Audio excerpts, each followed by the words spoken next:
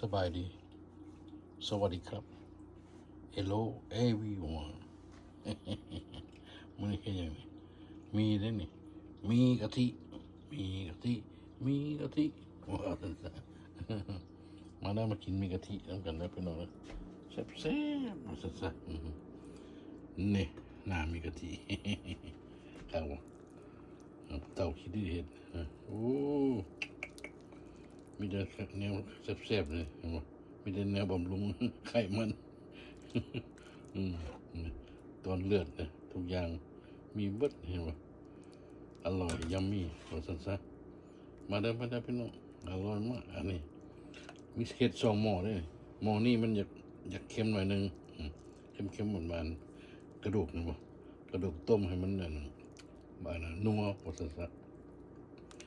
มีกะทิบ้านเขามีกะทิมีตอนเลือดใช่ไหมแซ่บมาได้ยัมมี่ประตูคิดเห็ดอีกแล้ว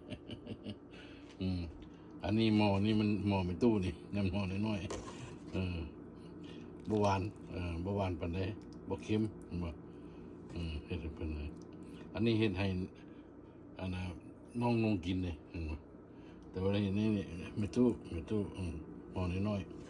มีหมดละครบหมดละว่าซะยัมมี่มาได้พี่น้องได้ยัมมี่ตักมันจะตักมาเลย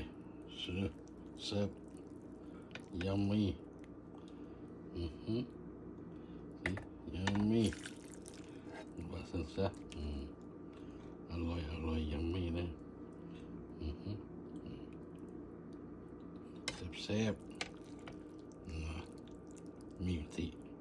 มีกะทิแซ่บว่าสั้นซะนี่เด้คนเห็นแซ่บยัมมี่